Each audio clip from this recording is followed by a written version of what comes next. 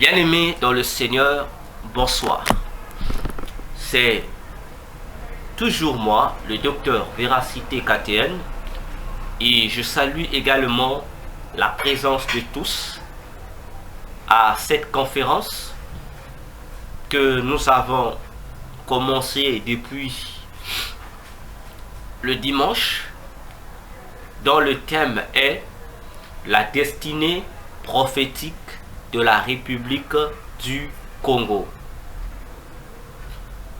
Alors, bien-aimés dans le Seigneur, nous recommandons ces instants bénis sous la conduite de notre Seigneur et Sauveur Jésus-Christ, le véritable Dieu, le véritable Maître des nations, afin qu'il patronne ce deuxième jour de notre conférence.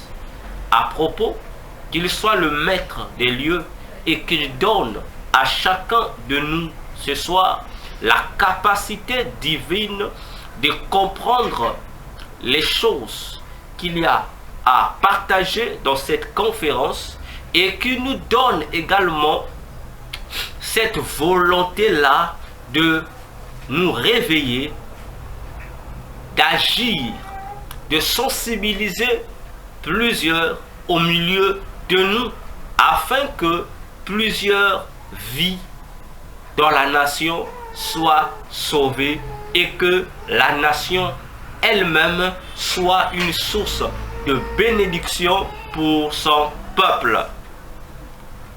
J'ai ainsi prié et nous disons Amen.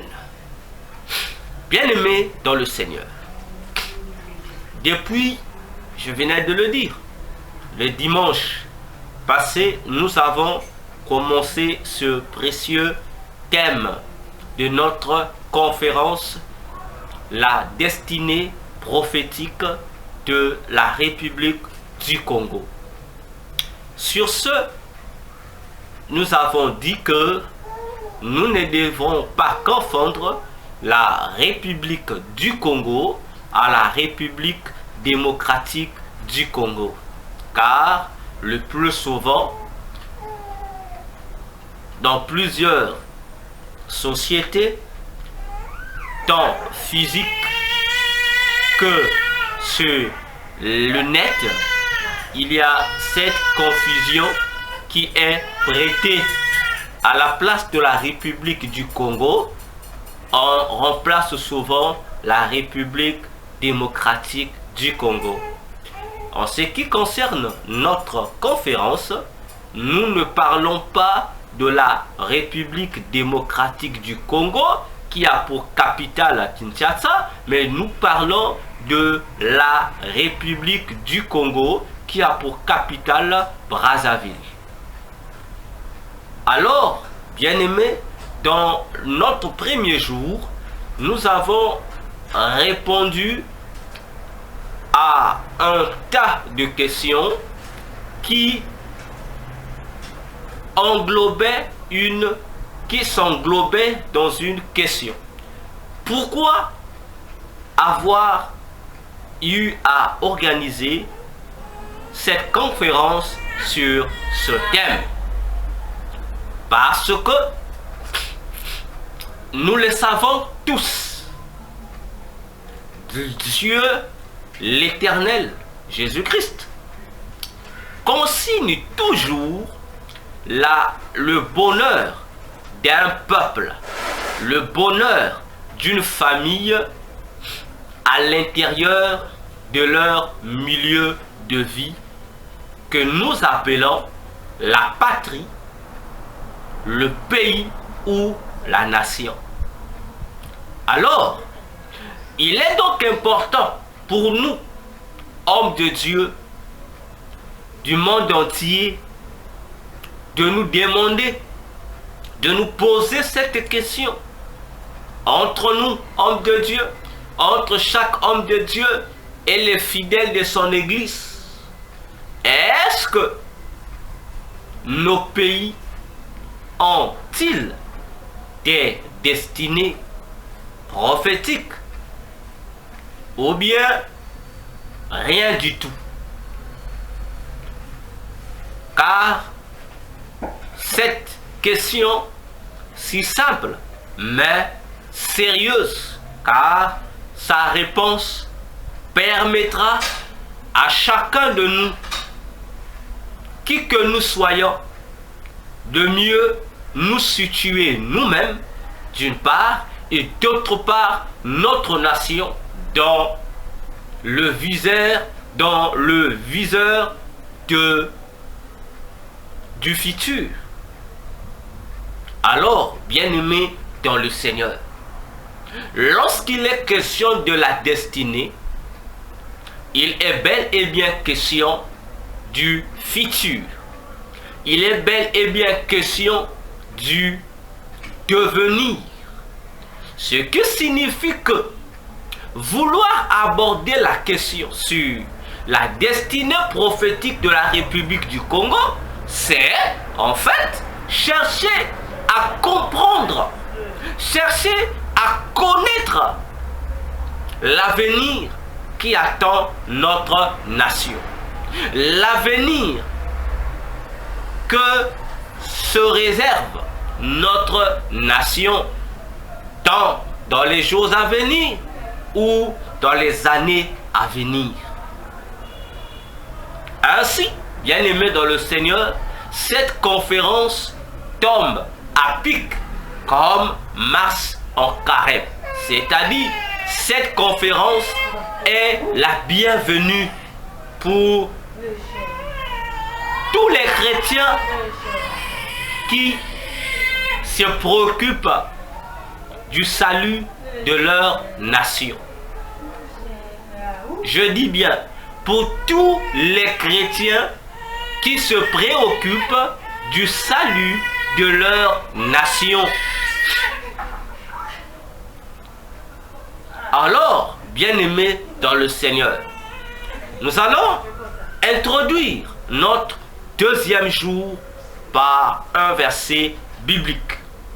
Proverbe 29, le verset 18. Proverbe 29, le verset 18. Je vais lire avec ma version David Martin. Lisons ensemble cette référence biblique. Proverbe 29, le verset 18 déclare ceci. Je lis.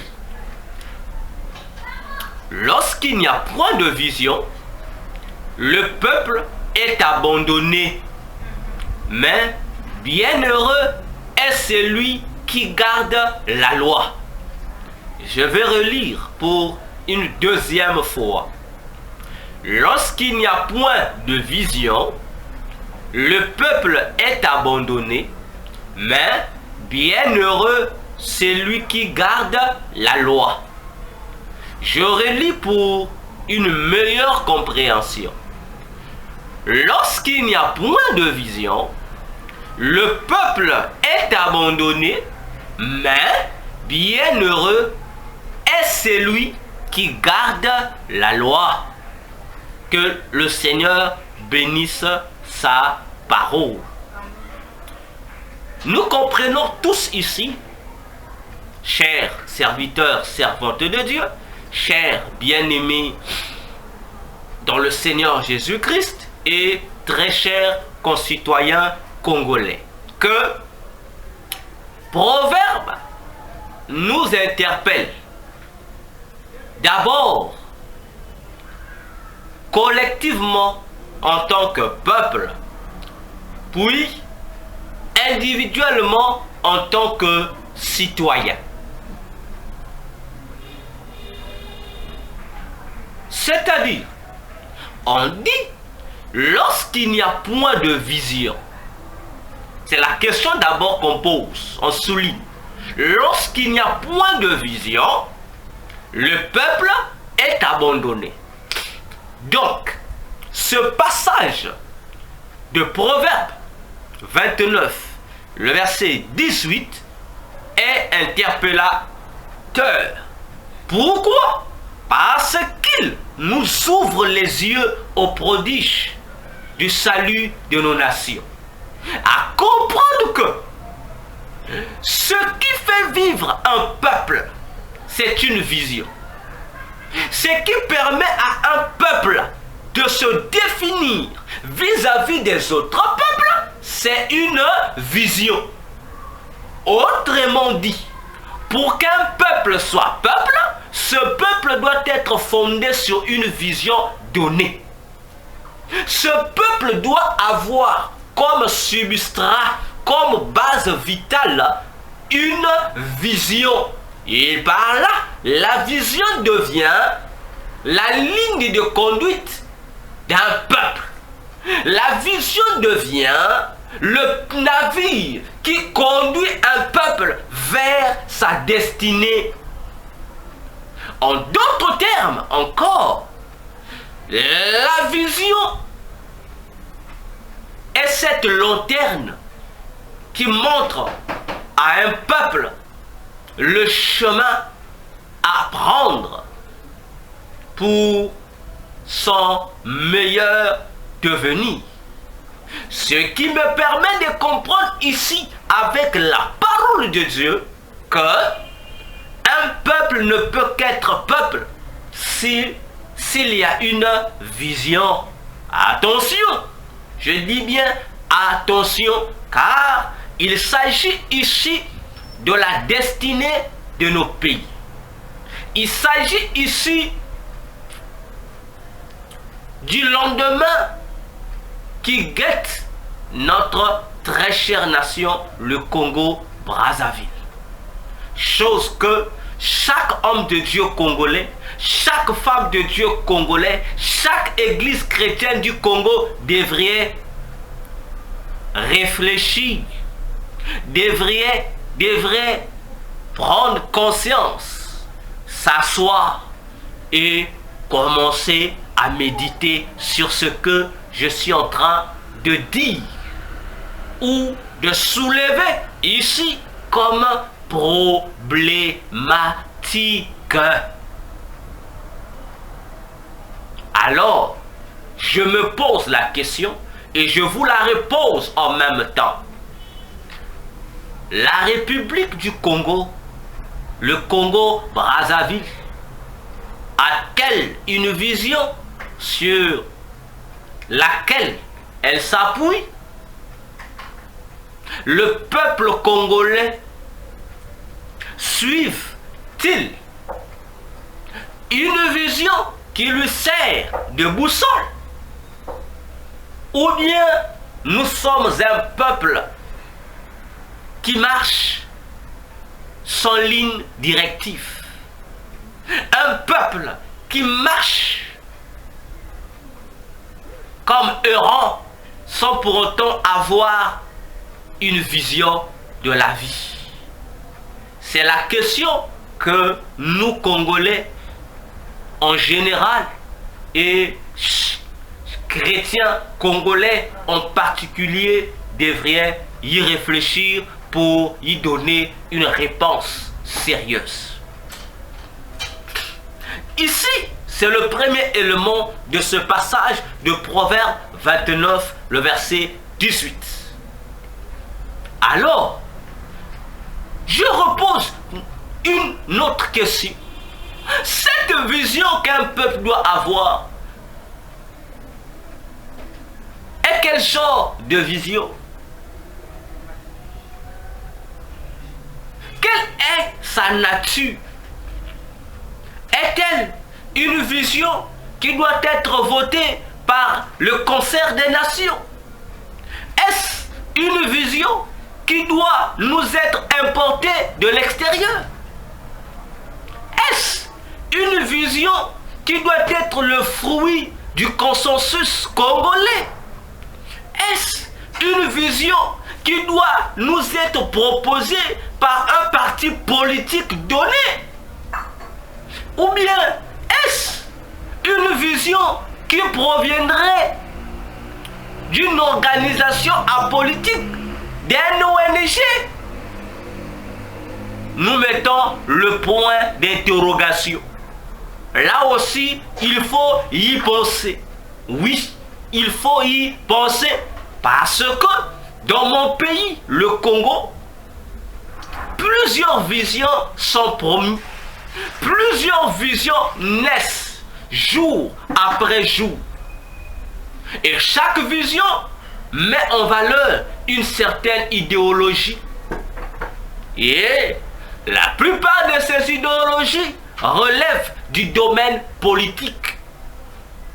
Une vision donnée par un politicien congolais, donné. Un plan d'action nationale prémédité par des politiques. Tantôt, une autre majorité encore, une vision mise en place par les révolutionnaires africains, pour ne pas dire par les panafricanistes congolais, simplement pour penser le devenir, le futur de la nation. Alors, quelle est cette qualité de vision qui doit diriger un peuple? Nous y reviendrons. Le deuxième élément que le texte de Proverbes souligne, c'est que lorsque cette vision qui doit servir de canevas, de guide, d'orientation au peuple n'est pas, on dit, le peuple est abandonné. Voyez-vous? Donc, aussi longtemps que le peuple est connecté à sa vision, le peuple ne pourra pas être abandonné à sa propre merci. Au contraire, le peuple sera là, bien soudé dans sa réjouissance nationale. Parce que, d'après la parole de Dieu, la vision nationale est un cordon ombilical qui se rattache à son peuple pour que les deux ensemble ne fassent qu'un. Pour ne pas parler de deux choses différentes. La vision, autre chose, le peuple, autre chose. Mais je comprends par la parole de Dieu que la vision qui doit gérer le peuple est une vision qui doit se fusionner, qui doit se convertir au peuple, c'est-à-dire le peuple et la vision doivent cesser d'être deux entités pour n'être qu'une entité. Attention, parce que la vision est un pilote. Attention, or un pilote conduit des passagers à bord.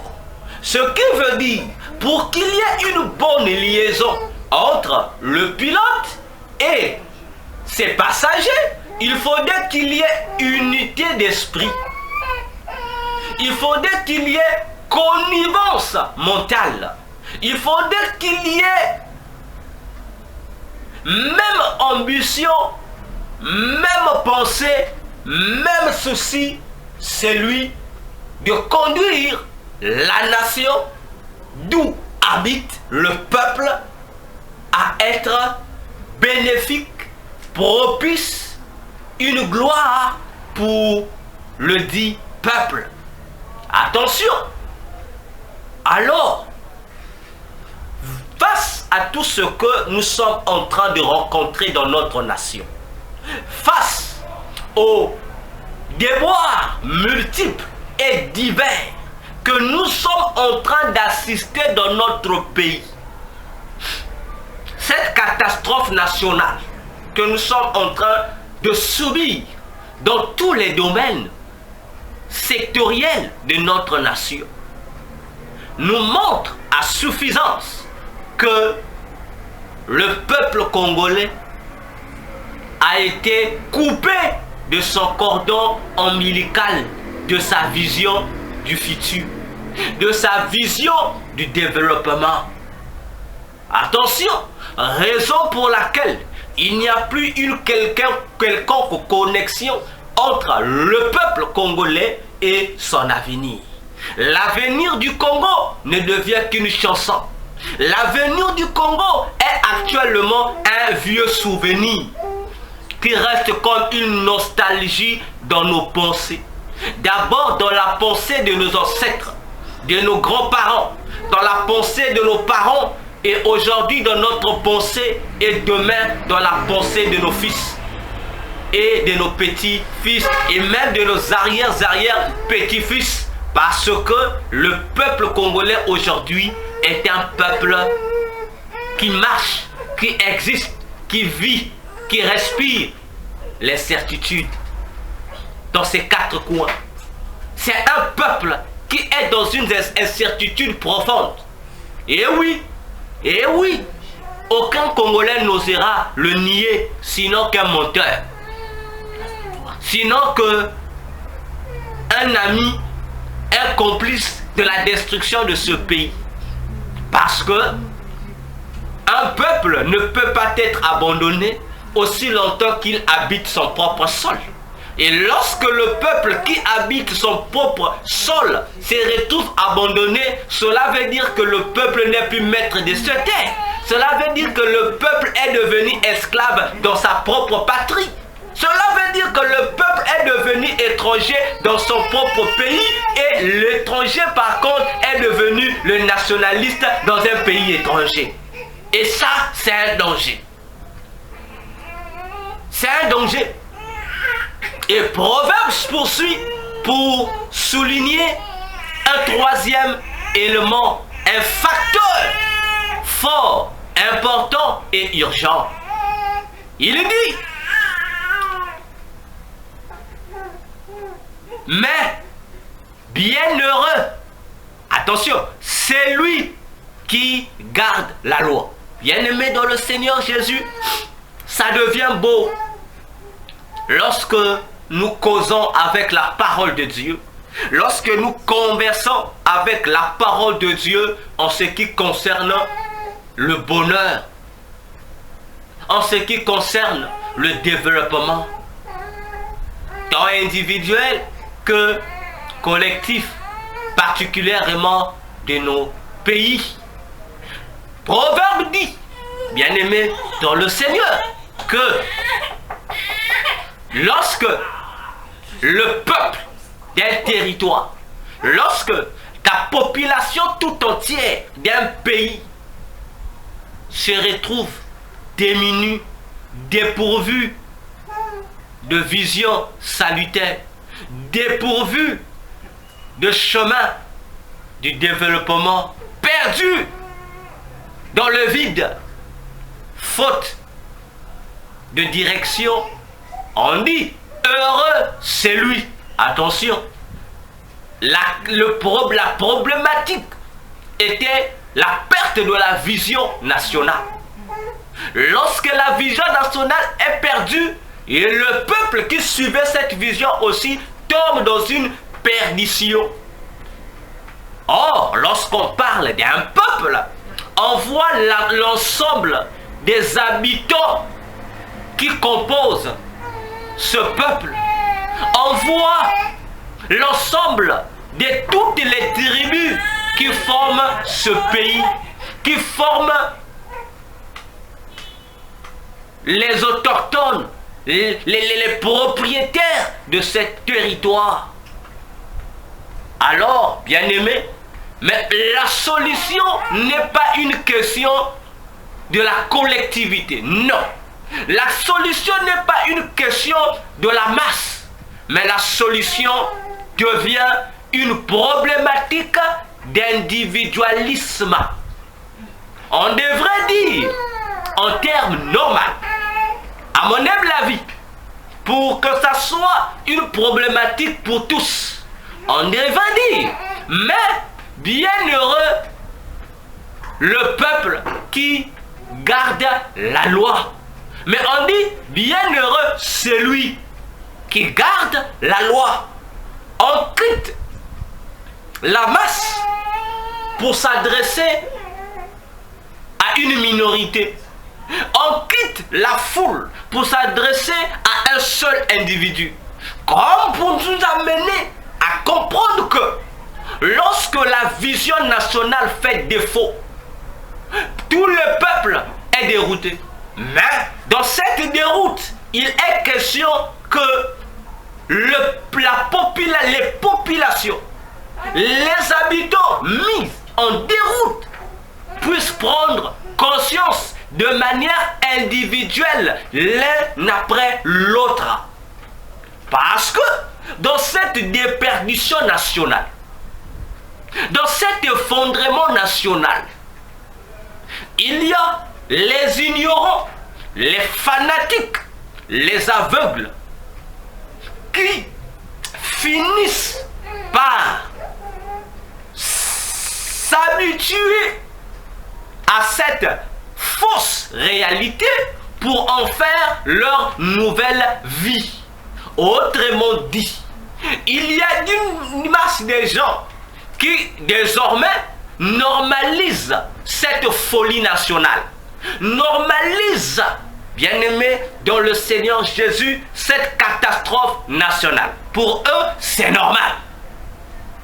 Alors, la parole de Dieu ouvre encore nos yeux pour nous dire, lorsque tout le monde arrive à un point dans une nation à dire que c'est normal, à dire que ça, en tout cas, on préfère vivre comme cela, on dit, pour qu'il y ait salut, pour qu'il y ait changement, il faudrait que la décision soit individuelle, parce qu'il est difficile de convaincre un esclave qui s'est habitué à se réjouir de son esclavage, de lui dire c'est mauvais.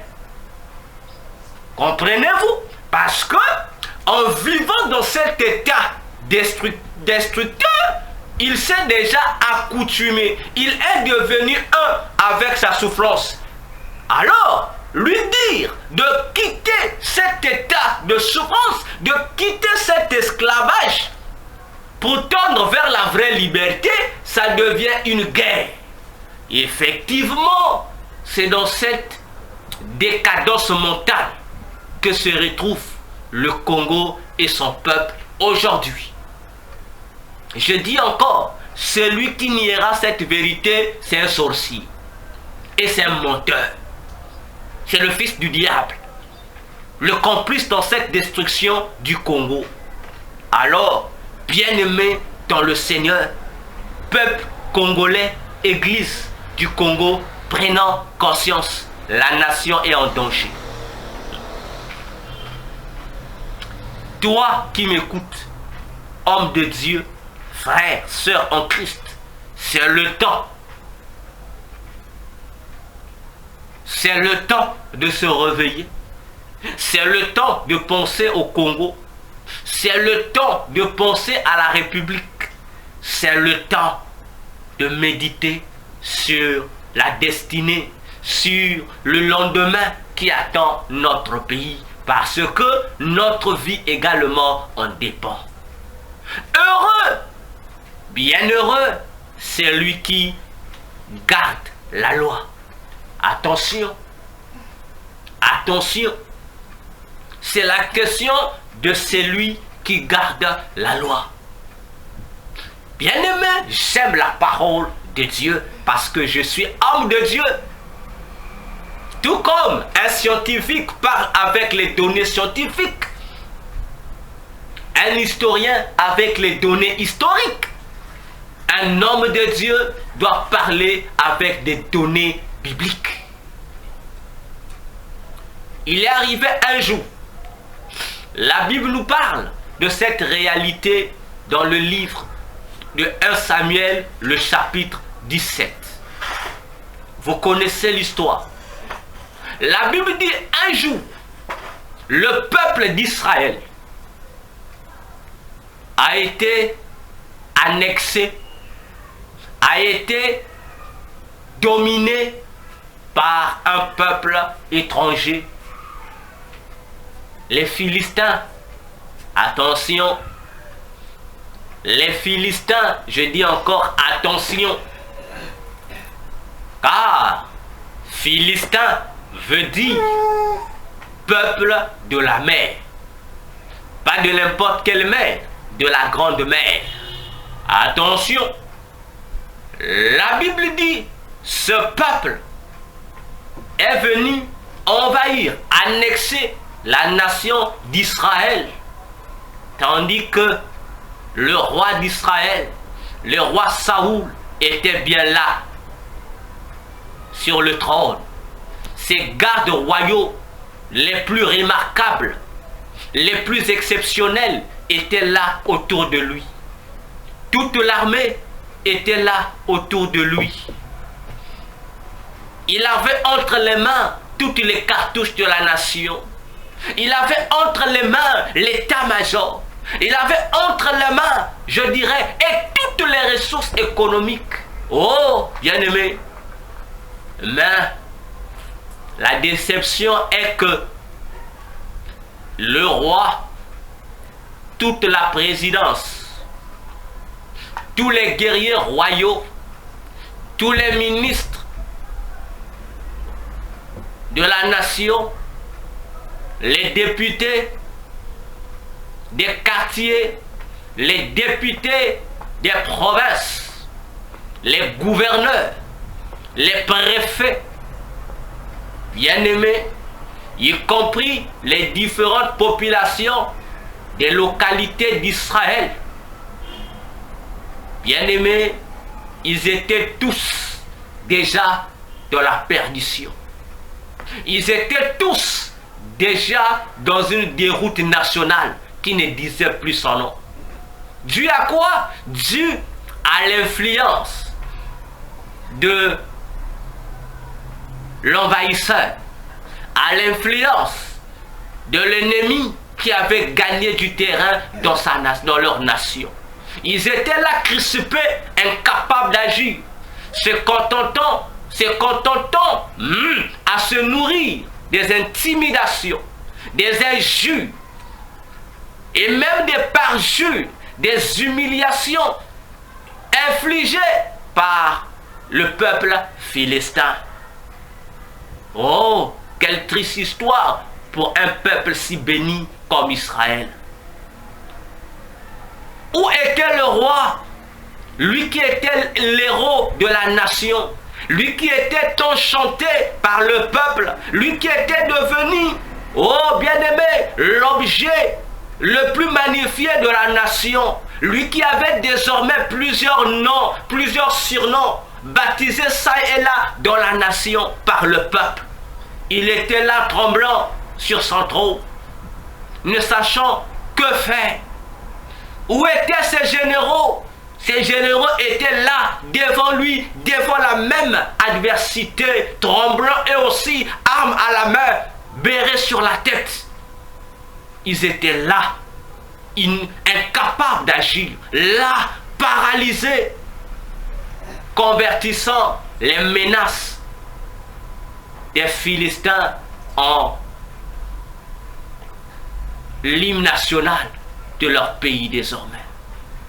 Et tout le peuple était déjà stigmatisé par l'adversaire. Mais la Bible déclare, ce qui est heureux, c'est que, curieusement, apparu sur la scène politique d'Israël, un jeune homme qui ne connaissait rien de la politique, un jeune homme qui ne faisait partie ni d'aucun parti du pouvoir, ni d'aucun parti de l'opposition. Un jeune homme qui ne savait rien de la guerre. Un jeune homme qui ne bénéficiait rien des butins de guerre. Alors que parmi les généraux du roi Saoul, parmi ses guerriers, il y avait ceux-là qui étaient riches à cause des efforts de guerre. Il y avait ceux-là qui ont reçu des galons comme récompense d'efforts de guerre. Ils étaient là, ne foutant rien. Mais ce jeune homme, David, lorsqu'il entendit ces humiliations des Philistins contre sa nation, il a dit non, ça ne peut pas se passer. Combien même l'adversaire mis en avant par les Philistins était un homme aguerri dans la guerre. Un géant, Goliath, devant qui David n'était rien du tout et ne pouvait rien du tout. Bien-aimé, David n'a pas regardé ni la menace de Goliath, ni les exploits militaires de Goliath. Il n'a non plus fait confiance à son expérience. Il n'a non plus fait confiance à son roi ou à son peuple. Il a pris une décision individuelle. Vous comprenez pourquoi Proverbe 29, 18 déclare: mais bienheureux, c'est lui qui garde la loi. David, pour relever le défi, pour renverser le statut de stigmate qu'on imposait à son peuple, à sa nation, en un statut béni, il a déclaré aux Philistins et à leur guerrier Goliath: vous serez vaincus. Comment? L'outil utilisé par David, ce n'était aucune idéologie politique. Parce que le roi Saoul et ses conseillers n'avaient plus de vision à donner pour le salut de la nation. Car ils avaient déjà perdu la vision il y a très longtemps. L'armée n'avait rien à fournir, aucun effort à fournir, parce que l'armée aussi avait perdu la vision de la nation. Et oui, les gouverneurs, les préfets également avaient perdu la vision nationale, se contentant à voir la décadence du pays.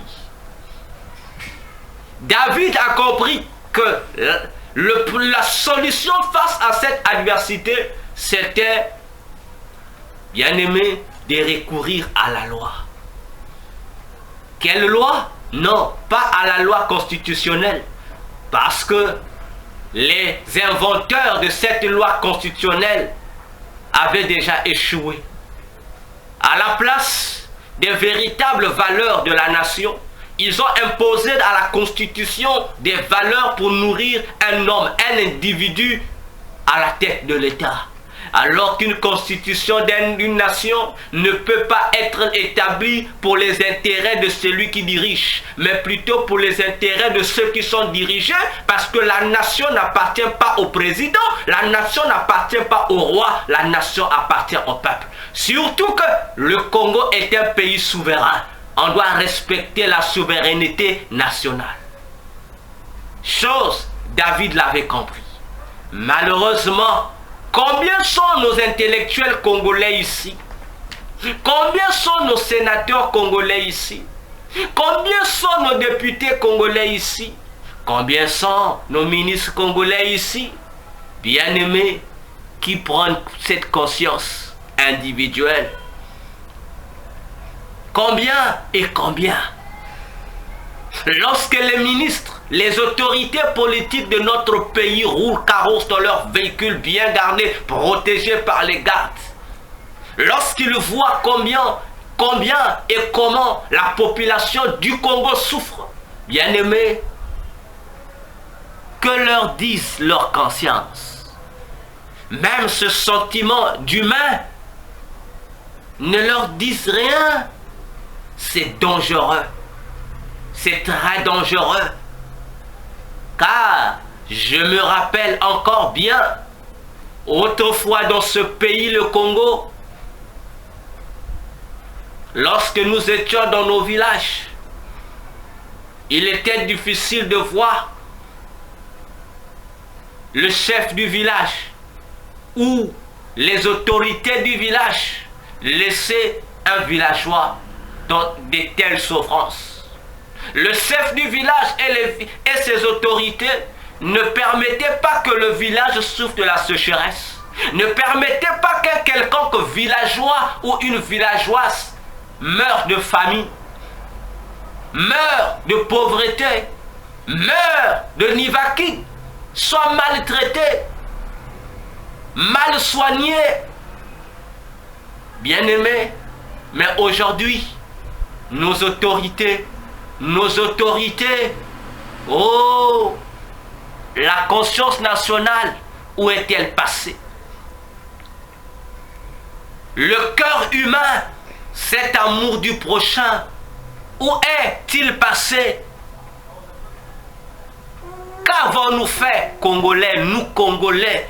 Qu'avons-nous fait de notre hymne national? Qu'avons-nous fait de cet hymne national que nous chantons à longueur de la journée? Qu'avons-nous fait de cet hymne? Oui, Congolais, notre propre hymne national nous condamne parce que nous le chantons chaque fois qu'il y a levé de drapeau dans nos administrations étatiques, dans les écoles étatiques et même privées. Mais nous oublions qu'au fond, dans la réalité, nous n'obéissons pas aux différents vœux de la nation inscrits dans cet hymne national. Congolais, debout, fièrement, partout, proclamant l'union de notre nation, oubliant ce qui nous divise, soyons plus unis que jamais, vivrons pour notre devise, unité, travail, progrès. Bien-aimé, cette devise, où les autorités congolaises l'ont-elles jetée? Cette devise, où le peuple congolais l'a-t-elle cachée? Où? Confusion totale. David a réalisé qu'il fallait pas besoin de la loi constitutionnelle, pas besoin des décrets préfectoraux, des décrets ministériels ou présidentiels. Il avait compris que le secret se trouvait dans l'observation de la loi de l'Éternel, c'est-à-dire la réponse à la question de cette adversité subie par la nation. C'était la parole de Dieu inscrite dans la Bible. Et c'est cette parole qui servit de boussole, de force à David pour vaincre les Philistins. Pour comprendre ici, lorsque Proverbe dit, lorsqu'il n'y a point de vision, la vision dont il s'agit, c'est une vision qui marche de pair avec ce qui est écrit dans la parole de Dieu.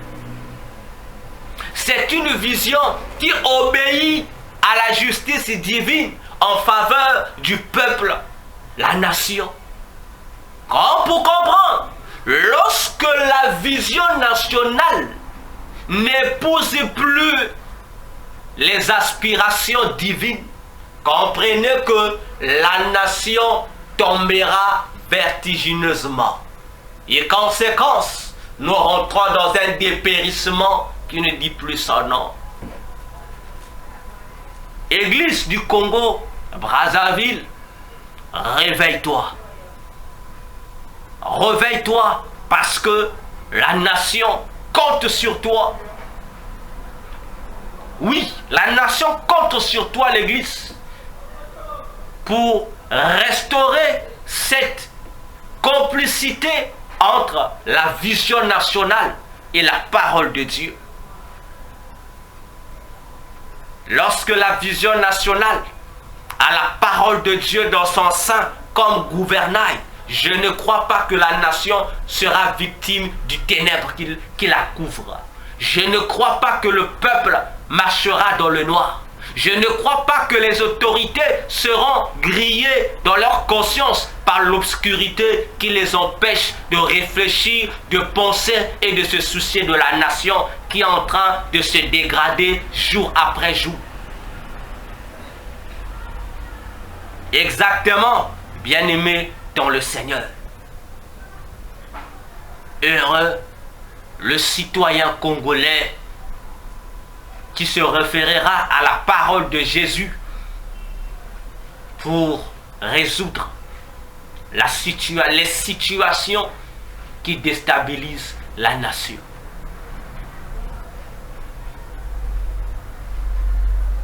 Bien-aimés dans le Seigneur, nous comprenons ici que cela implique la consultation de l'Éternel, parce que c'est une question de l'avenir de tout un peuple. Le pays, c'est l'avenir de toute une population. Alors, nous ne pouvons pas parler de la République de la République du Congo sans penser au futur des Congolais. Et la parole de Dieu nous sert de guide. La parole de Dieu nous sert de lumière. N'allons pas chercher loin. N'allons pas chercher loin. On a assez organisé des soi-disant rencontres pour la réconciliation nationale. Ça n'a jamais marché. À la place de la réconciliation, ce sont encore des conflits qui se créent entre partis politiques, entre politiciens, entre ethnies. Comme si ce sont les partis politiques qui font une nation. Comme si ce sont les noms de nos tribus qui font une nation. Alors que ce qui fait une nation, c'est, bien aimé, notre origine commune qui fait que nous soyons appelés nation. Que tu sois du nord, que tu sois du sud, nous sommes Congolais. D'où sort ce genre de destruction pour dire les gens du nord et les gens du sud? Nos ancêtres Congo ont-ils connu ces expressions? Bien-aimés, Église du Congo et chers concitoyens congolais, réfléchissons. Il est question de consulter l'Éternel, le Dieu véritable.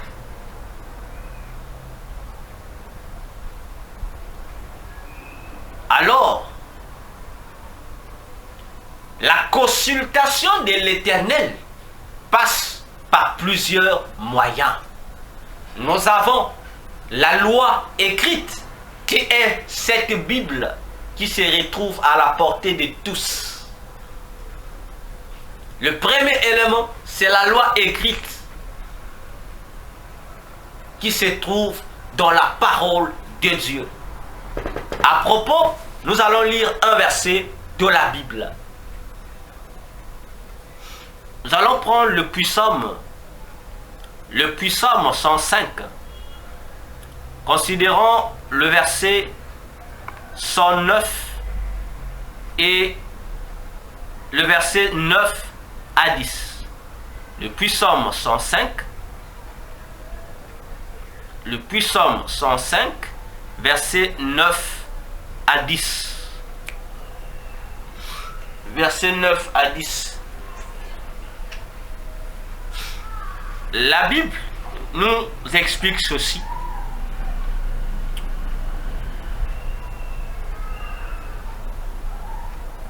Nous pouvons remonter au verset 8. Il s'est souvenu. Bon, remontons au verset 7 pour mieux comprendre. Donc, le psaume 105, du verset 5 au verset 10. La Bible dit ceci. Souvenez-vous de ces merveilles. Plutôt, remontons encore s'il vous plaît au verset 4. puis Psaume 105, à partir du verset 4. La Bible dit, « Recherchez l'Éternel et sa force. Cherchez continuellement sa face. Souvenez-vous de ces merveilles qu'il a faites, de ses miracles et des jugements de sa bouche.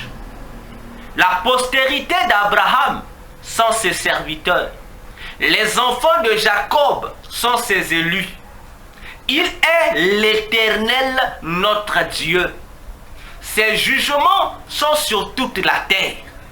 Il s'est souvenu à toujours de son alliance, de la parole qu'il a commandée en 1000 générations, du traité qu'il a fait avec Abraham et du serment qu'il a fait à Isaac, lequel il a ratifié pour être une ordonnance à Jacob et à Israël pour être une alliance éternelle.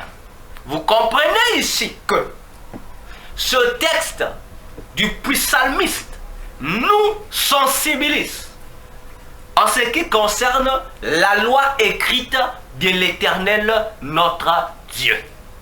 On dit que toutes les lois orales que Dieu a eu à donner autrefois au patriarche Abraham, même avant Abraham, on dit, lorsque Dieu est arrivé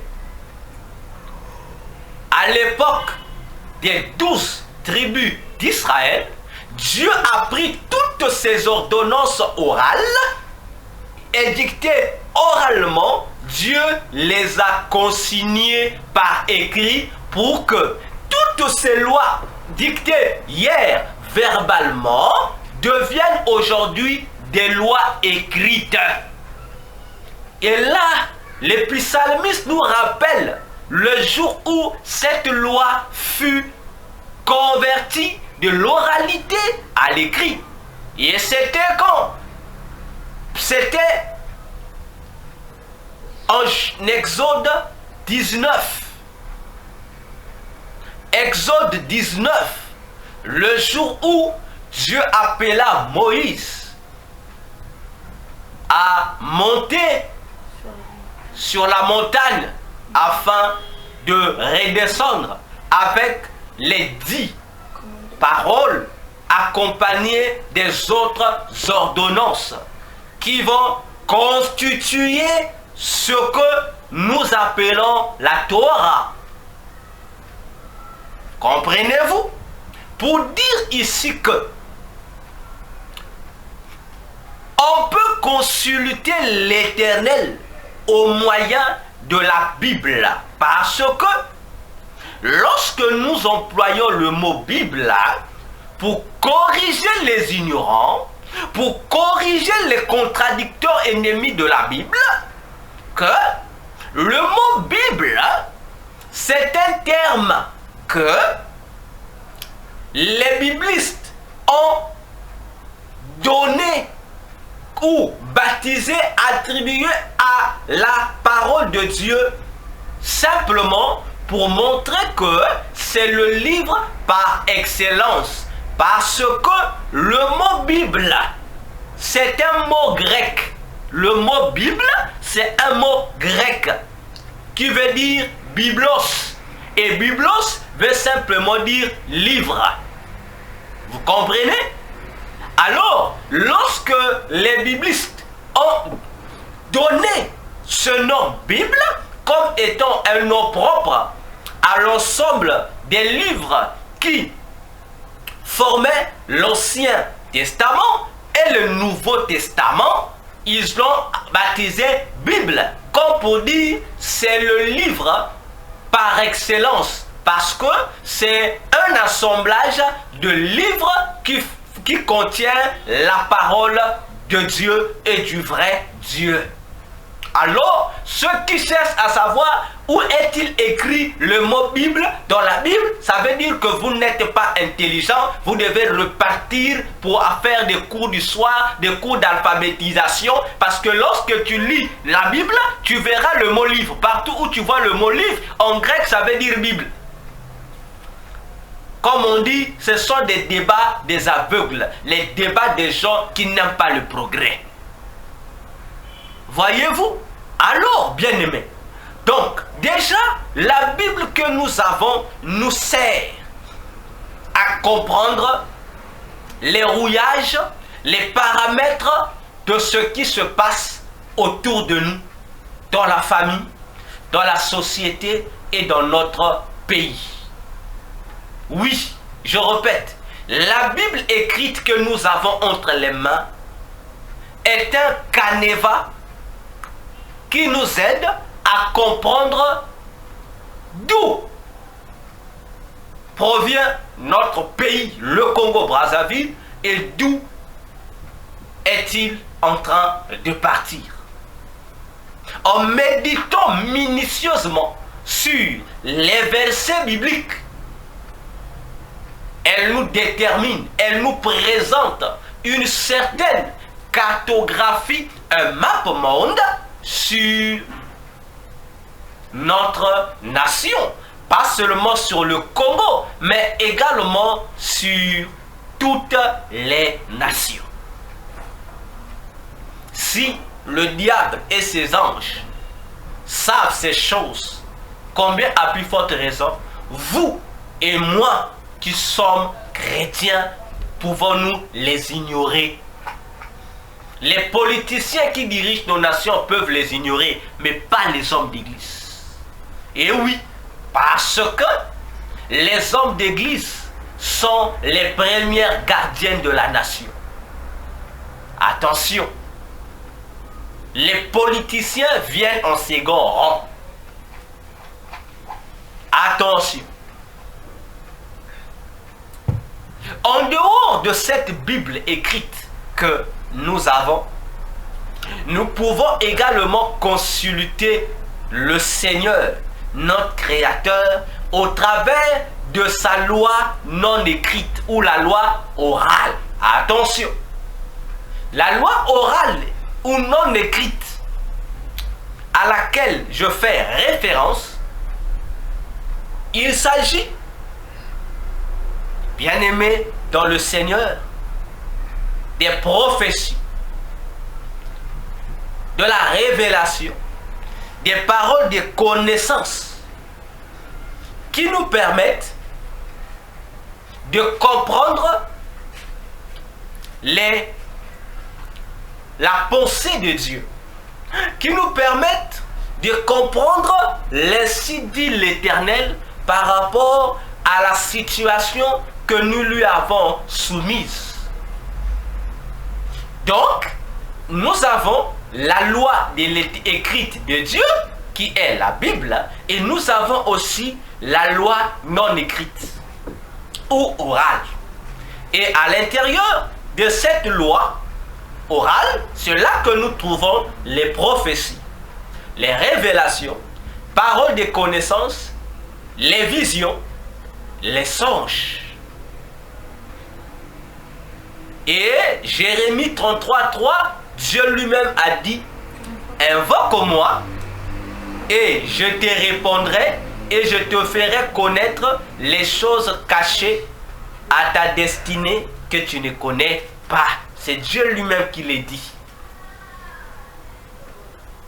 Et dans 1 Corinthiens 14, le verset 6, l'apôtre Paul aussi paraphrasait pour dire à l'église de Corinthe que,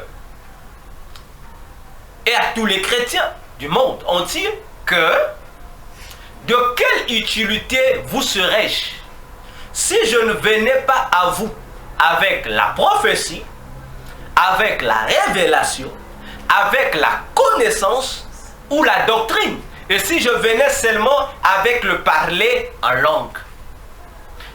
Vous comprenez? Parce que l'objectif ici, c'est d'édifier, c'est d'apporter la lumière là où il y a le ténèbre. C'est d'amener tout le monde à prendre conscience de ce qui se passe autour de lui, de ce qui se drame dans la nation d'où il habite, d'où il est appelé citoyen. Mais si, pendant que le Congo est en train de se brûler, vous nous amenez de parler en langue, vous nous amenez de Koroshika Bababa, vous amenez, frère, ton Koroshika Bababa va nous résoudre quelle situation face à la démagogie qui frappe dans le pays. Tu vas nous dire, tu parles des mystères, mais ces mystères-là ne se limitent qu'à toi-même, dit la parole là. Mais or, lorsqu'il est question nationale, il est question d'inviter toute la nation à comprendre ce que tu dis et ce que Dieu te dit. Or, lorsque nous parlons en langue, c'est une conversation purement intime entre le parleur en langue et Dieu. Ça ne concerne pas les autres. Mais la prophétie, la révélation, bien-aimé dans le Seigneur, la connaissance, la doctrine, les visions, les songes, bien-aimé, ça concerne tout le monde. Parce que tout le monde saisira ce qui a été dit, tout le monde comprendra ce que Dieu a dit, tout le monde saura qu'est-ce qu'il faut faire face à cette décadence nationale qui décime dans notre pays, parfois aussi dans le pays des autres. Église, faisons attention. Prophète du Congo, je dis prophète congolais, vous voulez parler de la haute spiritualité? La haute spiritualité, ça se découvre dans la résolution des problèmes de la nation. Tu es prophète.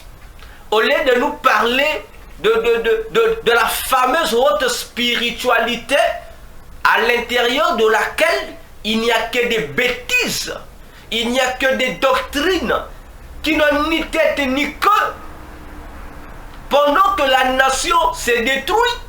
Non, toi prophète, tu continues à nous parler du football. Tu continues à nous faire des pronostics sur le football. Et à faire de ça l'objet d'un culte à l'église. Quelle sorcellerie! Tu viens nous parler du football alors que le Congo n'a même pas participé à ce football, mais tu en fais toute une histoire alors que le Congo n'a pas joué. Au contraire, tu devrais au moins traiter la question du football congolais. C'est la question qu'il fallait traiter sur la chair. Tu ne traites pas la question du football congolais, mais tu viens nous raconter du racontard. Non, j'avais pronostiqué. Le pays en question, le pays voisin de la RDC allait gagner. Et tu fais de ça toute une fête à l'église. Quelle honte à toi, prophète congolais de Brazzaville. Comment peux-tu célébrer la gloire des autres alors qu'au Congo-Brazza, nous avons aussi une équipe, les Diables Rouges? Non, l'affaire est sérieuse. Comment pendant que le Congo ne fait que s'enfoncer tous les jours, on écoute les promesses dans les médias, le pays va avancer. Mais dans la pratique, le pays n'avance pas, le pays recule. Bon, toi, prophète, tu es là. Au lieu de gérer cette affaire, de dire aux gérants du pays que non, ils ne savent pas parler. Ils doivent apprendre à mettre les mots qu'il faut à la place qu'il faut. Parce que lorsqu'on prend le courage de passer aux médias, pas n'importe quel média, le média national pour dire le pays avance. Mais je pense que on doit apprendre à lire les dictionnaires pour comprendre que veut veut dire avancer. Parce que lorsqu'on dit avancer, et après le discours, le pays n'avance pas, mais le pays marche à reculant, je pense la première personne qui allait corriger cette phrase-là, éduquer celui qui a prononcé cela, c'est le prophète. Parce que dans notre pays, les prophètes se tapent le luxe de dire que c'est eux, la bouche de Dieu, c'est eux, les yeux de Dieu. D'ailleurs, depuis le début de cette année 2024, ne sommes-nous pas fatigués d'écouter que maintenant c'est le temps des prophètes, que maintenant c'est l'onction prophétique dans la nation? Mais où est cette onction prophétique face à ce genre de déboires? Où est l'onction prophétique en question? Non, le pays va mal. Ah non, le pays va mal. Prophète, jour après jour, le pays, le Congo sombre dans des chômages. Il y a des chômages qui ont même vieilli. Il y a des chômages qui refusent même d'aller à la retraite pour laisser les gens tranquilles. Ils continuent toujours à travailler pour pénaliser les gens. Prophète, tu ne vois pas ça. Mais quand même, prophète, tu continues à la télé, à la radio, au stade, à continuer à nourrir les gens par de faux espoirs pour dire voilà, dans un mois, tu seras un grand homme. Dans un mois, tu seras béni. On parlera de toi dans ce pays. Prophète, à moins que tu es aveugle. Et vous osez dire que le Congo est un pays béni. Vous osez. J'ai dit vous osez. Mais si le Congo est un pays béni, définissons les termes. Définissons les termes. Un pays béni, c'est un pays qui a toutes les ressources pour nourrir son peuple. Non, oui. Ce n'est pas un pays qui a seulement les ressources. Non. Un pays qui a des ressources et dont les ressources ne profitent pas à son peuple n'est pas béni. Parlons français. Vous, prophètes, parlons français. Vous dites le Congo est béni. Le Congo est béni. Il a de bons dirigeants. Ah, vous osez quand même aussi dire ça. Mais un pays qui a de bons dirigeants, mais c'est un pays qui doit refléter les compétences de ses bons dirigeants. C'est un pays qui doit avoir les mêmes caractéristiques que les bons dirigeants. Parce que être bon dirigeant, ce n'est pas une chanson. Non, ce n'est pas une chanson à chanter dans la bouche, mais c'est une danse à danser avec nos mimiques. C'est-à-dire, lorsque vous, prophètes du Congo, vous osez dire que le Congo a de bons dirigeants. Mais je pose la question, comment faites-vous pour détecter ces bons dirigeants en question du Congo? Je ne comprends pas, parce que dans la vie congolaise, nous ne voyons pas ces bons dirigeants. Un bon dirigeant, c'est le dirigeant qui est au service du peuple dans la nation. C'est le dirigeant qui amène la nation au développement pour rendre heureux le peuple de la nation. Mais malheureusement, dans notre pays, le Congo, le peuple, non seulement que le pays marche à reculant, le peuple n'est pas heureux. Bon, dites-nous, quelle est cette équation, prophète? Non, il est temps de chasser les prophètes au Congo ici. Oui, il est temps de chasser les prophètes au Congo ici. Parce que c'est honteux. C'est honteux devant une mère qui perd son enfant à l'hôpital à cause de la nivakide. Mais toi, prophète, quand même, tu vas prier pour cette maman. À la fin, tu demandes l'offrande du prophète. Mais tu es un voleur, tu es un sorcier. Oui, tu es un sorcier. L'amour de Christ n'est pas en toi. C'était au contraire à toi de donner à cette maman de quoi acheter la nivakine pour son enfant. Tu viens, tu dis non, non, non, Dieu va faire. Mon frère, prophète, tu es un sorcier. Ces gens de prophètes doivent être pourchassés dans ce pays et chassés de ce pays. Parce que ce sont des criminels. Des criminels en tenue de pasteur. Le peuple souffre. Où sont les pasteurs? Les pasteurs se taisent. Les apôtres responsables des fondements se taisent. Les évangélistes gagnants d'âme se recroquevillent dans les coins. Où sont les docteurs? Oh, les docteurs fouillent le doctorat pour devenir des prophètes. Alors, bien-aimés, comment la nation survivra-t-elle?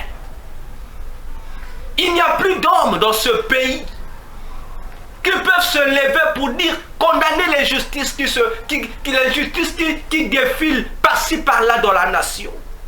Au lieu de condamner, on approuve.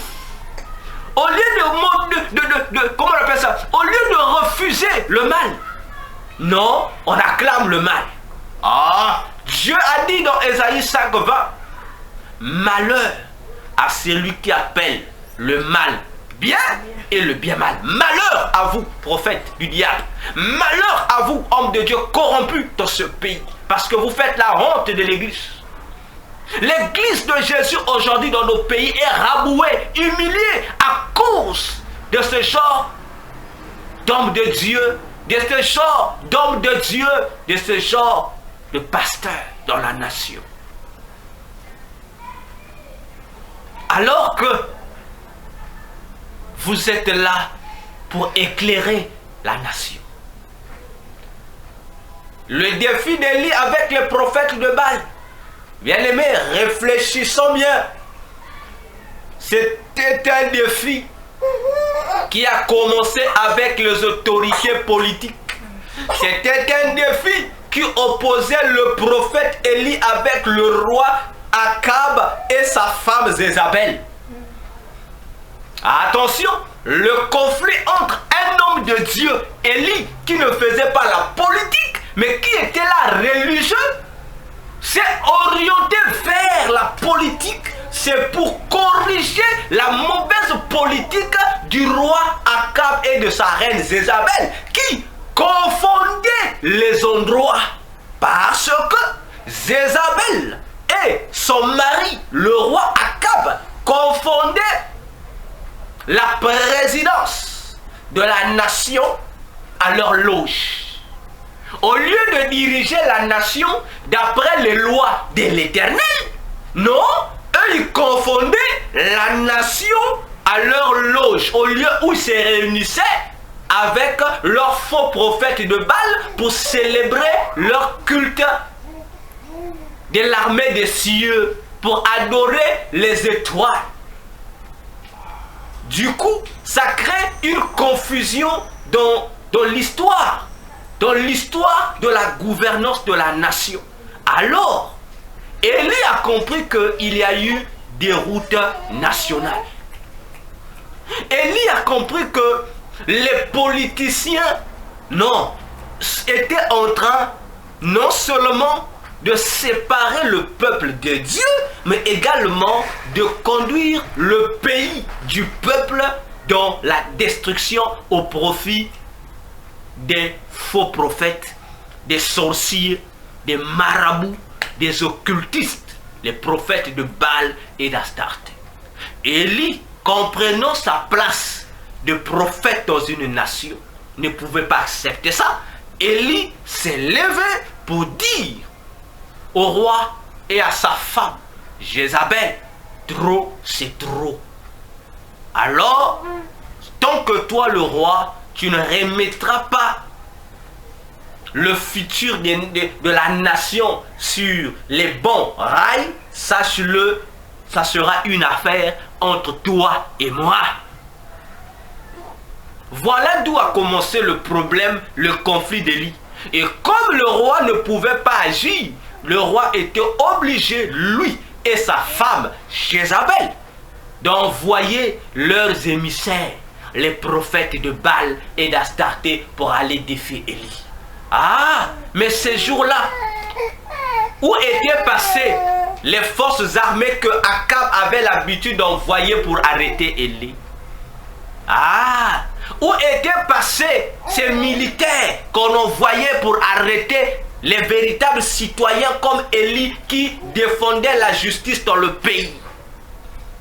Ils ont compris que face à l'Éternel, l'armée ne peut rien. Alors, ils ont donc envoyé les agents de loge pour aller corrompre Élie. Alors, toi, homme de Dieu qui aime le défi d'Élie, mais le défi d'Élie, ce n'est pas l'affaire de prophète de Baal d'abord. Le défi d'Élie, c'est avec les politiciens de son pays. Mais si toi, tu veux le défi d'Élie, commence d'abord à défier les politiciens de ton pays qui détruisent ton pays. Ça, tu ne vois pas. Tu ne vois pas. Tu vas attaquer le prophète de Baal. Mais le prophète de Baal n'est qu'un pion envoyé par celui qui dirige ton pays. Alors, bien-aimés dans le Seigneur, réfléchissons sur notre nation. Nous continuons à nous poser des questions. La nation, notre pays, le Congo, a-t-il un destin prophétique ou pas? Nous allons arriver. C'est pourquoi le seul moyen de le comprendre, c'est la parole de Dieu. Soit la parole écrite, soit la parole non écrite. C'est la question à laquelle chacun de nous doit répondre. Alors, nous allons lire un verset de la Bible. On va lire dans Malachie 2, le verset 7. Malachie 2, le verset 7, nous déclare quelque chose. Malachie 2, le verset 7. En attendant que je cherche le passage, voilà. L'Éternel déclare ceci. Il dit, Malachie 2, verset 7. Dieu dit, car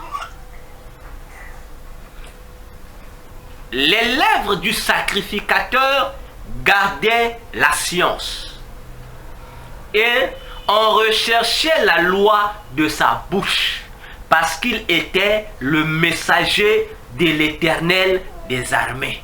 Je réponds à la lecture. Car les lèvres du sacrificateur gardaient la science et on recherchait la loi de sa bouche parce qu'il était le messager de l'Éternel des armées. Verset 8. Mais vous êtes retirés de ce chemin-là. Vous avez fait brancher plusieurs dans la loi et vous avez corrompu l'alliance de Lévi, a dit l'Éternel des armées. Ah, vous comprenez ici, bien-aimés, dans ce deuxième jour de conférence, que lorsque la nation chute, lorsque une nation qui était riche est en train de devenir pauvre, la première chose à faire, c'est d'interroger les sacrificateurs de Dieu de ce pays. C'est d'interroger les hommes de Dieu de ce pays pour leur poser la question: qu'avez-vous fait du pays? Qu'avez-vous fait du pays? C'est la question que ce soir, chaque chrétien congolais de Brazzaville devrait poser à son homme de Dieu. Qu'as-tu fait du pays? Parce que nous n'allons pas nous cacher le voile et le visage. La plupart des pasteurs congolais de Brazzaville, ce sont des conseillers des autorités politiques de Brazzaville. Ce sont des pasteurs qui se sont créés des plateformes multiformes qui naissent, qui ont été créées, d'autres inventées, d'autres imaginées. fabriqués de toutes pièces, tous dans l'objectif d'accompagner les autorités congolaises pour mieux gérer la nation. Donc, la plupart des hommes de Dieu du Congo sont des conseillers privés spéciaux qui doivent orienter la gouvernance, la politique du Congo à se maintenir dans le bonheur du peuple. Bon, maintenant, qu'il soit dit entre nous, le pays est en décadence. Depuis la nuit des temps. Déjà même mon grand-père, dans sa tombe, il est déjà devenu poussière depuis que ça a commencé. Alors, ces hommes de Dieu qui devaient être les conseillers, comme Dieu dit ici, c'est de la bouche de l'homme de Dieu qu'on devait rechercher la loi. Mais on dit, il y a eu des individus qui ont corrompu le sacrificateur, poussant même les Lévites à faire quoi? À rompre leur alliance avec Dieu. Or, l'alliance que les Lévites avaient fait avec Dieu, c'est d'être des serviteurs de Dieu, des messagers de Dieu dans la nation. Alors,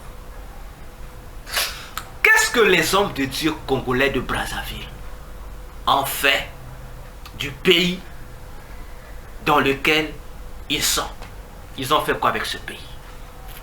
Ils ont été corrompus pour contribuer à la destruction du pays. Voilà pourquoi nous posons cette question, cette affaire sérieuse. La destinée prophétique de la République du Congo.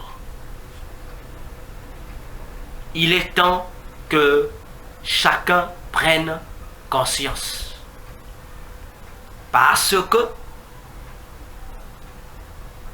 l'homme de Dieu, dans la bouche de qui on devait retrouver la loi de Dieu, s'il est corrompu, ça veut dire sa corruption va dérouter plusieurs dans la nation sur le droit chemin.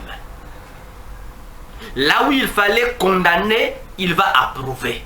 Et là où il fallait approuver, il va condamner parce qu'il cessera d'être le messager de Dieu envers les hommes pour être maintenant le messager des destructeurs et des ennemis de Dieu envers le peuple. Pour dire attention, pour dire que l'église du Congo se réveille, que les pasteurs arrêtent de nous montrer des vestes sur la chair, qu'ils arrêtent de nous divertir avec des histoires à tenir debout. C'est le temps que chaque homme de Dieu sur sa chair doit désormais parler des questions de la nation à l'église. Il n'y a pas à nous embrayer, non, l'église n'est pas la politique, tu te trompes. Jésus a dit que l'église doit gérer la politique. Car l'église est la lumière du monde. Dans Matthieu 5, le verset 13 à 6, Jésus l'a dit. L'église est le sel de la terre. Maintenant, toi, ton sel est là. Tu choisis des endroits où tu es la lumière, tu choisis des endroits. Attention. L'endroit pour établir thème, gros séminaire d'un mois. On parle de l'avenir de la nation. C'est ça les thèmes qu'il faut avoir dans les églises. Quel est l'avenir de la nation? On est fatigué. On est fatigué. Séminaire, les 10 principes pour la réussite. Ah, mais faites aussi les mêmes principes. Allez enseigner les autorités du pays qui ne connaissent pas les 7 principes là. Ils en ont besoin pour faire avancer la nation. On est fatigué de ce thème là. Nous voulons qu'on nous fasse comprendre notre pays, le Congo, a combien de ressources économiques. Nous avons combien de richesses dans ce pays. C'est les choses qu'on doit nous faire comprendre. On nous présente que le pétrole, le pétrole, le pétrole. Mais à côté, on a le bois, on a les eaux, on a d'autres minéraux. Mais pourquoi nous focaliser sur le pétrole? Mais où vont les autres ressources là? Ça, on n'en parle même pas. On n'en parle pas. Voyez-vous, ça on n'en parle pas et c'est dangereux. C'est dangereux. Même pays en question producteur de pétrole là. Quel est le pétrole qu'on nous voit ici? Quel est le pétrole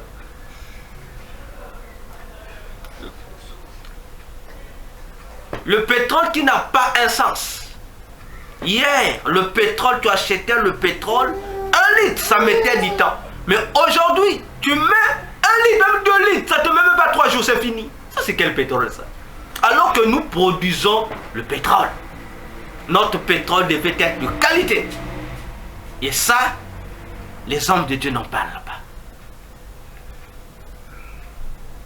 Alors, réfléchissons. La nation est en danger. La nation court un grand danger. C'était notre 2e jour. C'est un séminaire. Nous allons lentement et sûrement. Aujourd'hui, nous abordons les moyens pour consulter l'Éternel. Pourquoi? Parce que il est le maître des temps et des circonstances. À la question de savoir quelle est la destinée prophétique de la République du Congo, nous allons interroger Dieu. Et nous avons dit, le premier moyen qui nous permettra d'interroger Dieu, comme l'a dit Proverbe 29, verset 18, c'est la parole écrite de Dieu, la Bible. Et nous avons évoqué le 2e moyen, c'est la parole non écrite de Dieu. Nous avons expliqué les révélations, les visions, les prophéties, etc. Alors, dans notre 3e jour, nous allons aborder encore d'autres moyens qui vont nous permettre d'aller consulter Dieu. Une fois que nous allons réunir tous ces moyens en place, les moyens pour consulter Dieu, alors nous allons examiner minutieusement avec tous ces moyens si il y a un seul moyen qui nous confirme que notre pays est un pays qui a une destinée prophétique. Et s'il a une destinée prophétique, nous allons interroger encore pour savoir si cette destinée prophétique est un bonheur ou une malédiction pour son peuple. Et c'est là que nous allons encore interroger les hommes de Dieu. Oui, parce que à l'époque où nous sommes maintenant, dans ce dernier virage du 21e siècle, les questions de la survie de nos nations doivent faire partie des attentes de l'Église. Parce que nous ne pouvons pas parler du retour de Jésus sans pour autant mettre un cap sur l'avenir de nos nations. Jésus disait à Israël, parmi les signes de son salut, il dit, c'est la restauration de son pays, le rétablissement du royaume de David. Donc si Israël voit que le royaume de David est rétabli, donc son salut est proche. Ainsi, bien-aimé, ton pays fait partie des indices qui doivent annoncer le retour de Jésus. Alors, que Dieu vous bénisse. Nous allons nous retrouver dans notre prochaine séance, notre 3e jour de séminaire, le samedi, pour parler encore des choses concernant nos nations. À nous revoir samedi.